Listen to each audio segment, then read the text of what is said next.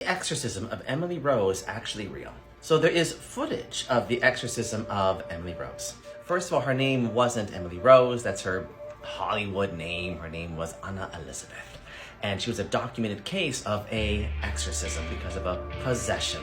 But I really push that narrative. I always push those narratives because there is no such thing as an exorcism. And I talk about this quite a lot on this platform.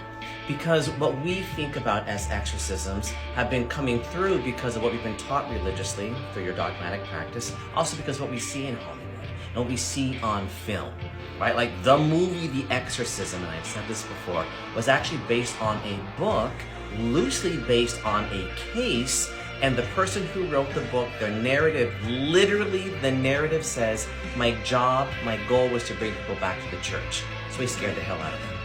Now, if you are a person who believes that you have been possessed, if you are a person who believes in exorcisms, there are moments of trans-channeling, but you are still in awareness of what is going on around you. But now let's talk about Emily Rose, since the conversation has been brought up, and she's one of the famous individuals who experienced an exorcism. She was a person who had seizures, and this is documented. Anna Elizabeth had seizures, which then induced the feelings and the symptoms of psychosis because she also had temporal lobe epilepsy, right? Which was then completely misconstrued by her family, by her priests as exorcism. Because in that moment of psychosis, she had an aversion to all things that felt like they were religious, ritualistic, idols, and more. And we know so much more now than we did then about psychosis. And if you are ever a person who has actually experienced psychosis or parapsychosis or know someone who has, you know that this is not a joke.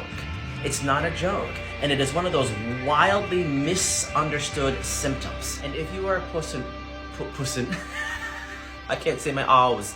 If you are a person who is really pushing against what I just said, there has to be exorcisms because there has to be possessions because I've heard about it. Or my friend went through it. Well, your friend most likely was in some state of alarm or shock or something was going on for them and they needed assistance. And in fact, this person, Emily Rose, Anna Elizabeth, passed away due to malnutrition and dehydration because she wasn't getting what she actually needed. This is a really big deal to understand the differences between psychic work, psychosis. It is not the same thing.